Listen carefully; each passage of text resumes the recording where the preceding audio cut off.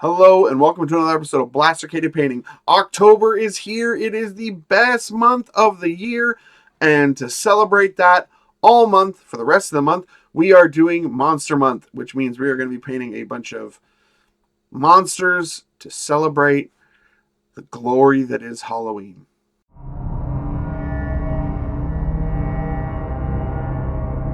So today we are going to be painting some zombies from Bestiarum Miniatures.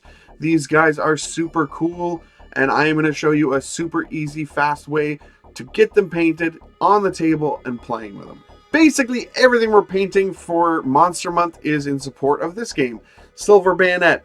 If you guys don't know about this, check it out. It's awesome. It has got me to do a bunch of things I normally would never do. I would never, ever have painted Napoleonic soldiers, ever. But Napoleonic soldiers that hunt werewolves and vampires, that's my cup of tea. So I printed these guys out on my Elegoo Saturn. I gave them a matte black spray. They're looking real good. And the first thing we're going to do is we're going to take Scarlet Red by Vallejo. We're going to thin this down and put it into our airbrush. This is going all over the miniature.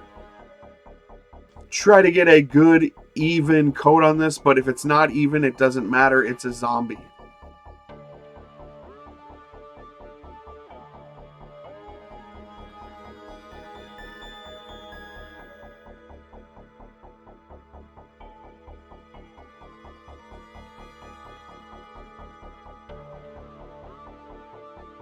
Then we're going to switch to Dead Flesh by Vallejo, because zombies.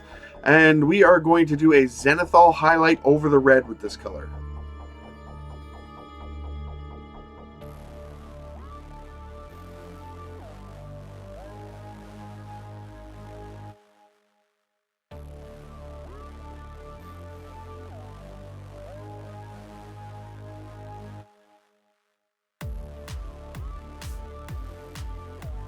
And with that, 90% of the work is done. Get an airbrush. Honestly, they're awesome. Then we're going to switch to Yellow Olive here. This is going to go on all the wrappings and cloth. Basically, any parts where they're covered with that, we're putting it on there, and this is just one coat.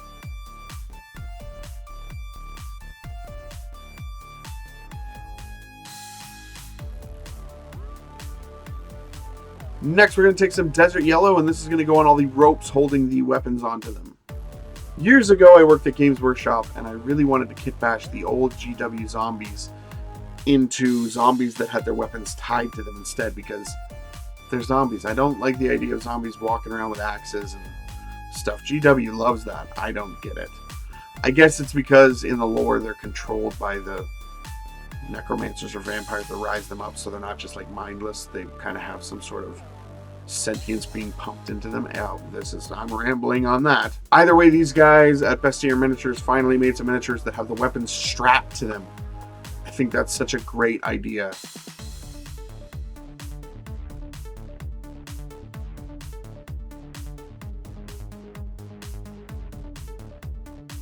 Next, we're going to switch to Earth. And this is going to go on all the wooden parts of the weapons.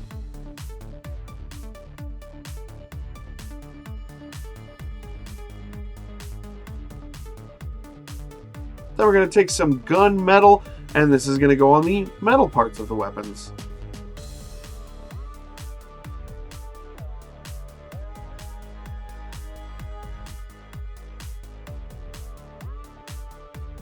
And to save time, we're going to put some brown mud on the base right now. This is just going to go all over the base. I'm not a huge fan of pre-sculpted bases. I don't know, I kind of like to just make my own. Obviously, there are people that will fight me on that because the pre-sculpted ones obviously look better than what I'm doing. But I just enjoy doing the base the way I do them. So before that brown mud dries, we're going to take some Agrellian Earth. And we're just going to put on a couple patches here and there of this.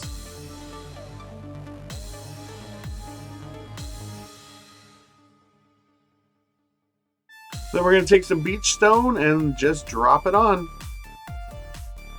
Then we're going to take some Targor Rage Shade.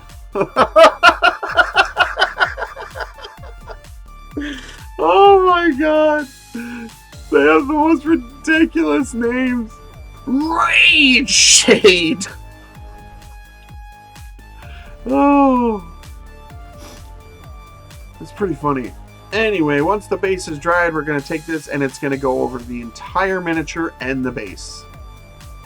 We're not going to be too sparing about it. We're just going to slather it on. They are dirty old zombies.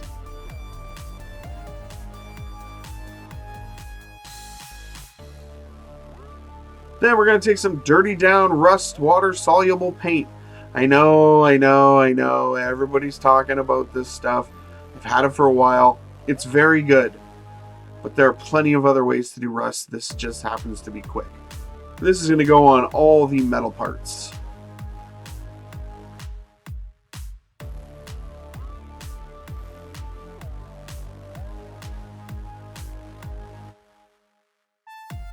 Then we're going to take some Agrax Earth Shade, and this is going to go on the base as well.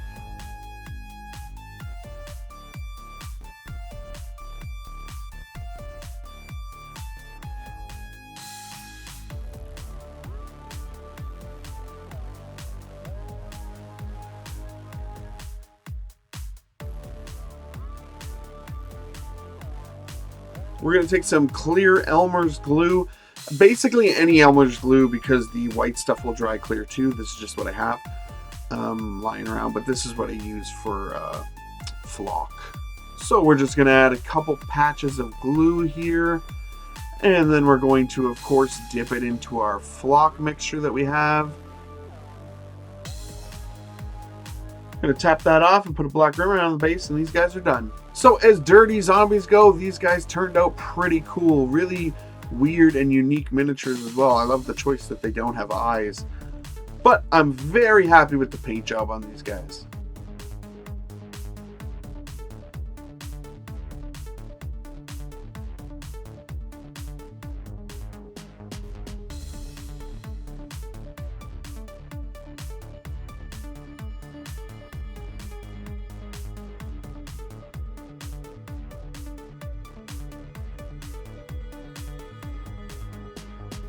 So this is an easy way that you can utilize your airbrush to get something done quickly. It's a little bit easier to use the airbrush on something like this because it was mostly skin, in which case that we could do a base coat and then a zenithal, and that was most of the work done for us. In the comments below, let me know what your favorite zombie miniatures are. I am going to have a hot take here, and that I think I'm the only person on the planet that really likes the zombies from Cursed City. Apparently everybody else hates them. I think that they're really cool designs. Please like, share, comment, subscribe. If you haven't subscribed and left a comment on the Cad Bane video from last week, please do so. I'm going to be giving that miniature away thanks to Brian, a subscriber who sent it to me for that very purpose. Thanks, Brian. So yeah, please go back, leave a comment, subscribe, and I will be doing the draw on October 31st, which is Halloween, which is the whole point of doing Monster Month. It's all synergy. It's all synergy. Either way, have a great day. Basically, everything we're painting for Monster Month is in support of this game. I'm not over this cold yet. So first things first, after I printed these bad boys out and got them fixed, they gave them a matte black spray.